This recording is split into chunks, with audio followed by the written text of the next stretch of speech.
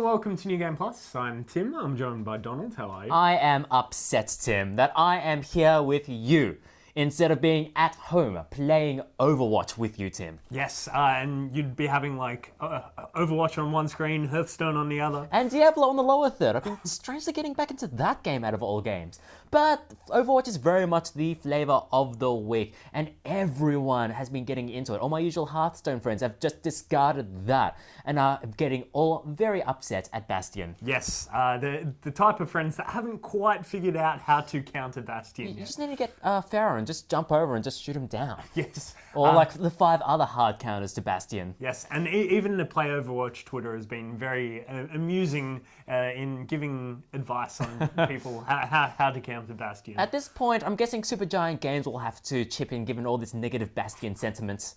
But we'll have more of our thoughts on Overwatch next week on New Game Plus because this week is filled to the brim. Yes, very exciting. We've got some big releases this week. First up, we had Doom from id Software. Very exciting. I'm personally looking forward to that game as well as Unreal Tournament. Yes. But that's not in this episode, just Doom. Yes, we also have another game that's close to your heart, Uncharted 4: A Thief's End. Yes, I've been looking forward to this one for a long time. The first one's coming out on the PS4. The PS3 games were fantastic. We'll see if the PS4 game lives up to the others. We also speak with Fiona Patten of the Australian Sex Party and look at the potential that is the Nintendo NX. But let's go into our first review.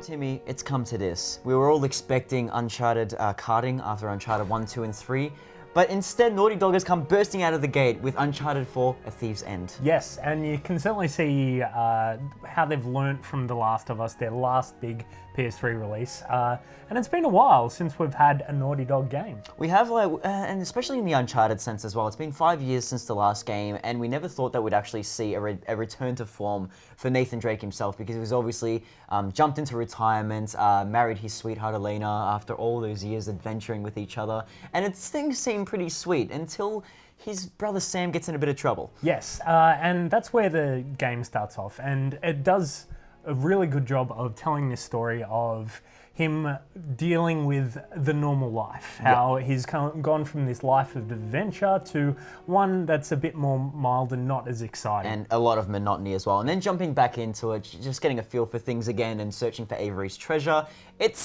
That's probably one of the problems I have with the game at first. Let's start. Like, game is gorgeous, don't get me wrong. The presentation is off the charts. Production value is up the wazoo. But the pacing at the start, the first 2 hours, is a bit make or break. And you only get a handful of gunfights at the start. So. Yeah, it certainly can be a bit slower. And I think that's somewhat closer to what The Last of Us does. You do a lot of walking around.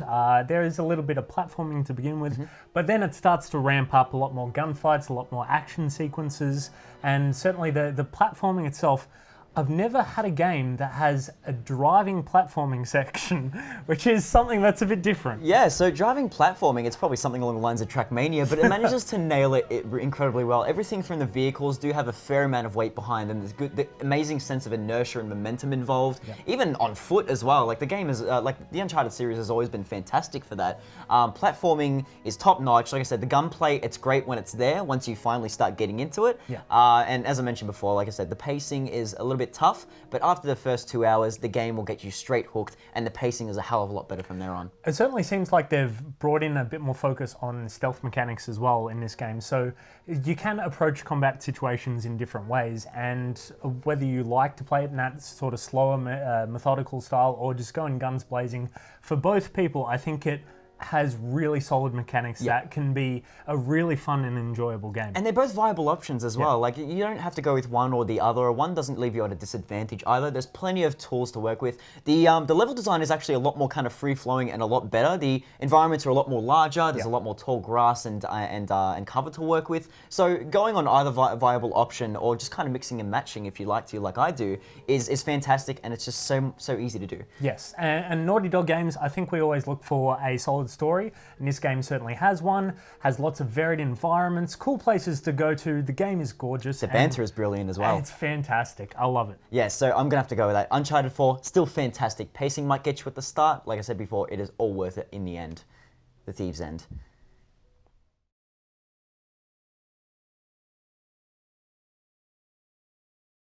So the Warriors games have had a large variety in its like story. It's got the main ones, you know, your main Muso games. You've had what, your Hyrules. Hyrules. If anything, it's probably the most adaptable format to licensed titles. Like, let's be real. I mean, there's One Piece is Namco, but it's still basically a Warriors game. Naruto used to be a lot like that, but now it's a little bit more kind of focused on two people. And then strange stuff like Arslan comes along. Arslan, I think, really fits it very well. Arslan, The Legend of Warriors, it's a Warriors game in its like soul. Like, it's based around big combat battles. It's based around fighting massive amount of enemies and having these like heroic figures. So they don't have to actually sculpt it to match the game style. The game style works because it is those epic battles. Whereas like One Piece and Hyrule Warriors, you know, it's like when you ever fight that many enemies at once in Zelda. Like, it's basically, if you think about it, this is the Japanese Lord of the Rings. Yes. And if you think about the Lord of the Rings games, they were basically Muso Warriors. Yeah, like let's be real. Massive amount of enemies, you level up, you grind through things, you get special abilities. It was a Muso game. Was it before? No, it was basically around the same time. about the same time, yeah. Like, Yeah. and this fits it really well. Like, everyone has a different feel. They have different weapons. They all you can actually cycle through weapons. You have weapon change, weapon combo changes, things like that. It works really well. Art style, I kind of enjoy, but it's edgy. Look, I mean, PS4 doesn't have anti-aliasing. Yeah, that's the and issue. It still maintains, yes. But the actual character models themselves look great. The actual cell shading comes across very well. It sounds very good. Like, it nails the presentation. But does it bring you into the series? Like, are you going to play this and then go on and... That's the thing. It tells the story really well. Like, it focuses on telling the story, which maybe you don't really want as much as a person that's actually already watched the anime and stuff. But it's got, skippable cutscenes straight away. You don't have to watch everything. You can just play it if you want to. You can just play it if you so want to. I guess you could necessarily, you don't have to watch the anime to appreciate this, and vice versa. Yep.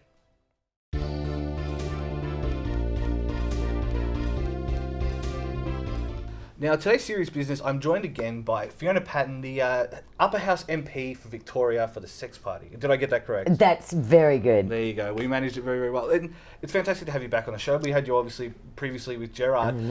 How's it been in Parliament with, obviously, the change of government went from, you know, Napthine, Liberal, very kind of conservative government, to Daniel Andrews, who's been, dare I say, surprisingly progressive in some of his policies? You know, it's been really interesting. Like, so when we last spoke, I had his, you know, election promises on my desk, you know, as he was making them prior to the election, and I kept them on my desk. And I have been amazed at how many, it's like, well, you did promise that, and now I'm seeing the legislation. So yeah, I think he has kept to what he said he would do. He won so resoundingly. I think that gave him the confidence to really enact the promises that he's made. The actual mandate, if you will, like, if we're going to use those terminologies. Yeah. So. And, you know, I do think that possibly, you know, having a party like the Sex Party or like myself being elected and holding a certain balance of power enables us to nudge him, but also gives him the confidence that he will have the numbers to push through some of those more particularly socially positive, progressive policies. And I guess that would be my next question. I think that has had some impact, even like, you know, obviously we've seen how the federal parliament's played out with kind of the stagnation there, and yet we obviously they have the majority, but at the same time they've also got people like you to rely on. Is that something you think is, you know, giving him that impetus to go for it? Yeah, it's really interesting. I noticed he did this sort of little YouTube campaign where he said, you know, why we're better than New South Wales, and it's like New South Wales has got Fred Nile, you know, Victoria's got the Sex Party, and for a premier to kind of say that, it's a bit surprising. But I think when you look at what was happening federally, you know, in reality, the federal government was in the sort of same balance of power position as Daniel Andrews is in Victoria, but their method of communication, I understand, well, it's been pretty good. You know, and I've been able to have great communication, great access to ministers. I've been able to talk about my ambitions and my aspirations for my time in Parliament, and they've also been able to talk to me. So there's not a piece of legislation that comes before the House that I need to vote on that I've not spoken to the minister prior to that, that I've not voiced concerns. And, you know, I voted against a lot of their legislation. You know, I think, you know, while they may be progressive, they've still got this, you know, populist law and order bent that I don't agree with. So, you know, we disagree. Of course. But it's been a very, there's been a high level of communication. Well, as such, probably the inaction of the safe zone. I'm sure there's a better term around, you know, women's health clinics and things like that. I mean, that has to come from your side. So, are you happy so far with what you've accomplished so far? And is there more that you really want to achieve, you know, in the next coming up very soon? Definitely. Yes, and so I was really happy with the safe access zones. And so this is something that women's health and women's health organisations have been crying out for nearly 20 years. So it's interesting that you get someone like the Sex Party in, you're able to make that a reality. And with the support of the government and obviously with the support of many people in the opposition as well. So that was really rewarding to do that, but also to get an end-of-life choices inquiry up to look at the issues around dying with dignity, to look at the issues around a good death. So that has been an extraordinarily emotional and again rewarding and program and process to go through, being part of that committee. And I feel very privileged. And I've got a drugs inquiry up. Well, speaking of that as well, obviously there's been changes, or I believe they've passed the Senate reform laws, which change the way the preferences work. And are you worried about that having a significant impact on your ability to represent people in Parliament, or are you just going to let the chips fall where they may? Look, it's a really tough thing, and as a small party, really, we can't financially compete against the major parties in an election campaign. We're just at the beginning of a campaign. We're about to see millions and millions and millions of dollars being spent on ephemeral messages and tons of paper in our mailboxes, and then tons and tons of emails. So we're about to see that a party like ourselves can't compete in that regard, and neither could the Greens 15 years ago. Neither could Nick Xenophon 15 years ago. Yeah. So the system of group voting tickets that enabled people to vote one above the line and then for a preference flow to occur from that did help smaller parties get that first step in the door, and then if they were terrible at their job, well, they didn't get re-elected. Yeah. But if they did have something of value to offer, then the community went on to support them. So I guess we're not going to have the same advantages that the previous generation of small parties like the Xenophon team and the Greens had. We're going to have to fight at a very different level with very, with a minute percentage of the resources that they will have. But I'm confident, and I'm confident that the work we've done in the last 18 months being in Victorian Parliament has resonated with the population, and that they will see positive reasons to vote for us in the Senate and for us to take a seat in the Senate and push the progressive policy. Thank you very much for your time. I've got one more question for you. It's a bit of a curveball. We had the $5 note recently commissioned. They put the Queen back on there, which, I don't know how most Australians feel about. If you had your choice, who would you put on the $5 note? I'll give you a spoiler. Meredith suggested you. So, who would you suggest on the $5 note? Well, it would only be right to suggest her, I suppose. No, I guess I would like to see another woman. I think I would probably like to see a woman who was not white.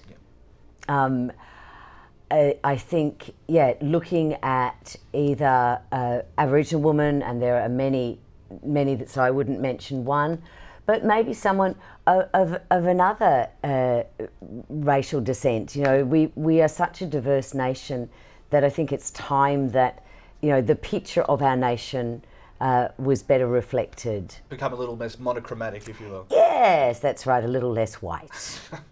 Fiona, thank you very much for your time. Thanks.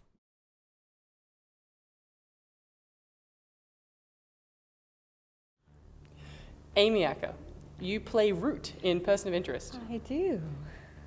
Root is kind of this fascinating character that defies description. Could you please describe her? Because I can't. Well, that was a good start. Let's see. I started out as sort of a psychopath killer for hire hacker. Which, to be fair, is how most of the characters started out. That's true. And now I'm just one of the gang. Yeah. I think it's, you know, just your everyday girl who happens to talk to God and, you know. Sounds totally normal. It's good. The transition, though, between being the season 1 big bad to being someone integral to saving the world has been really different to every other show ever. How has it been playing that? You know, I think what was great about Root from the beginning is she's had one thing that's been consistent throughout, which is that she's followed the machine no matter what. And so even when she was doing things that weren't so nice, she was still doing it in order to save the machine and to protect the machine. And so now that she got on board and got some good influences from her friends, that now she's still worried about saving the machine and fighting against Samaritan, but she's less likely to kill you if you're in the way of doing that.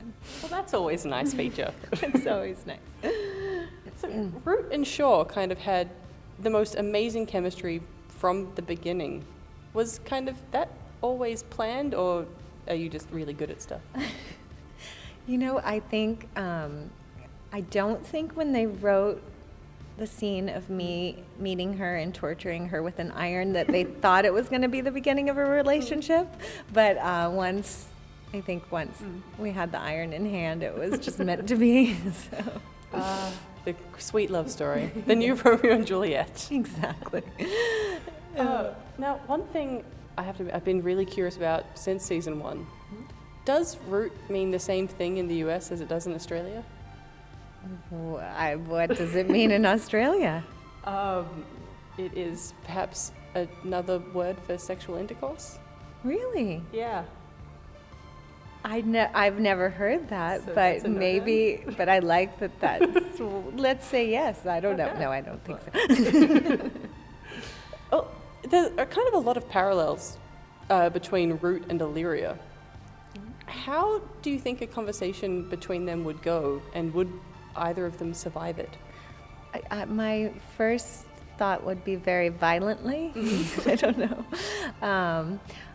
You know, Illyria wasn't really one for the talking, so I'm not sure that trying to explain an AI living in your head. Well, maybe they would be besties. I'm not sure. Yeah, they could be. They have similar feelings towards humanity. That's true. Yeah. I think that sounds like a Shaw could get jealous. I don't know. It'd be a great, roommate sitcom. That's true. I think you should write that. Okay, I'll get on that. Okay.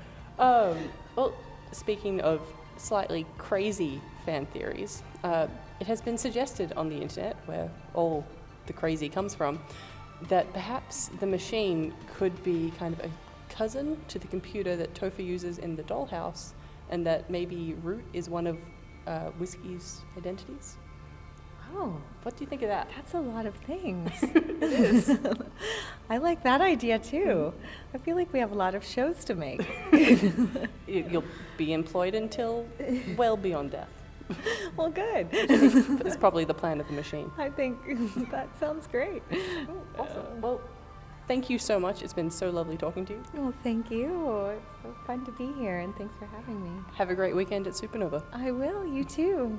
And thanks. Thank you.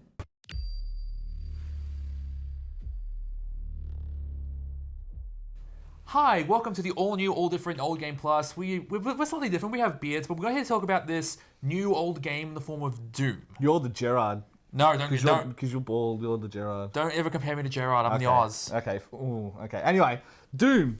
Yes. Very similar to it's hard to picture Doom if you didn't have Wolfenstein as a guide. So Wolfenstein, And we're talking about Wolfenstein: The New Order. Yeah, Wolfenstein: The New Order came out recently, very true to its origins, but managed to be pretty engaging. Yeah. Otherwise, Doom picks up that trend, runs with it. Yeah, it's surprising to be like, hey, here's Wolfenstein. Here's this game that is effectively a blend of contemporary shooting with old school kind of id shooting. Where here's this Doom game where it's basically just a 2016 version of Doom, and that's not a bad thing. That's a really good thing. So for those paying attention at home, left trigger, it's like look snap is gone.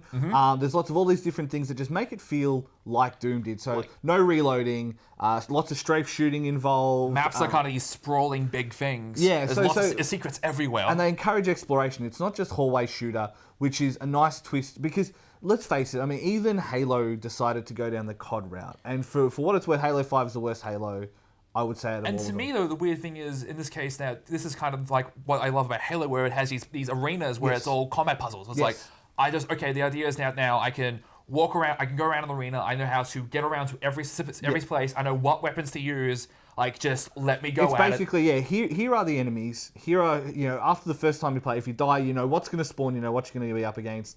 And it is basically, here are the tools for you to succeed in battle. Much like Wolfenstein. Wolfenstein was very much the same in a lot of its applications. It feels fantastic, which is the important thing. Like, we're playing it on console at the moment. It just feels like this works so well. And I think the other thing as well is the presentation. Like, people obviously make a big deal out of frame rates and things like that, which has never really bothered me in any meaningful way. But Doom does a great job of making you feel like it never misses a frame, when in fact it fluctuates between kind of 45, 50 frames up to 60.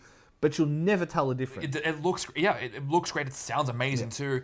I mean, kind of the only real bummer I have of it is I'm not a fan of the multiplayer. It feels super diluted. The problem with the multiplayer is it went the wrong way with how to do multiplayer. So this game has managed to take contemporary kind of ideas, incorporate it into a traditional like classic shooter setting, and it works. But for the multiplayer, it skews too far the other way. It tries to add in all these Call of Duty modes, crap like that. Like just doesn't fit with I mean, this is still a shooter with, jump pads and power-ups. And med packs. Yeah, so like, it just doesn't fit the aesthetic to go with some of these more modern game styles. Like, if anything, Snap Map, which is the user-generated content part of it, is the better multiplayer mode. Like, it's easy enough to make a level, it's easy enough to kind of get it uploaded, and it's easy enough to kind of get people in and just start shooting shit. So. But as a single-player experience, do you reckon it's worth it? Yeah, I reckon it's definitely worth checking out, especially for the single player. I'm really happy to see that Jason has enjoyed this game because he says that it's everything that I wanted it to be. Yeah. Who would have thought that we'd be speaking so highly of Doom? Well, in 2016. Who would have thought we'd be speaking so highly of Wolfenstein a couple of years ago? Yeah, it have been really hitting it out of the park with these throwback shooters. Maybe it just speaks to us that we've grown weary of the modern military first-person shooters that Call of Duty and company have provided for so long. Well, it's not only doing the old formula; it's doing the old formula well while integrating it into. It's modernizing it, yeah. And it's a very nice fresh breath of air when you're playing your Battlefields, your Call of Duties, and then coming back to like an old strafe shooter. It's fantastic. Yeah, to a game that doesn't take itself seriously by the sounds of things. The fact that Doom Guy is effectively treated as a god. The fact that the glory kills are so over the top. Yes. Which were decrying this time last year, but now. Yeah, it can get to a point where you do it so much that it loses its effectiveness. But I think the success of Doom is good because hopefully Unreal Tournament will be a huge success as well, and it won't be just a vessel for showing off their new tech. Yeah, it's going to be a vessel for showing off their new tech. It will be, but I'll still play it. God damn it, I will enjoy it. Speaking of first-person shooters, though, next week on New Game Plus, we will be looking at Overwatch. Yes, the most popular game that has come out for Blizzard so far, probably. More than Hearthstone? I don't know, because the beta, there was like 10 million people that played the beta, and this was what the MMO was going to be. You remember Project Titan? Yes. There's going to be this universe. Blizzard don't want you to remember Project Titan. Fantastic idea to make it into Overwatch, because that was Amazing game. We also speak to Amy Acker from Persons of Interest from back at Supernova. But that's it for this week, so visit our website, www.newgameplus.tv. Like us on Facebook, facebook.com/NewGamePlusTV. Follow Twitter and Instagram at New Game Plus TV. And subscribe to us on YouTube and Twitch. We are New Game Plus, one word, no spaces. Thank you, Donald. Thank you, Tim. We'll see you guys next week.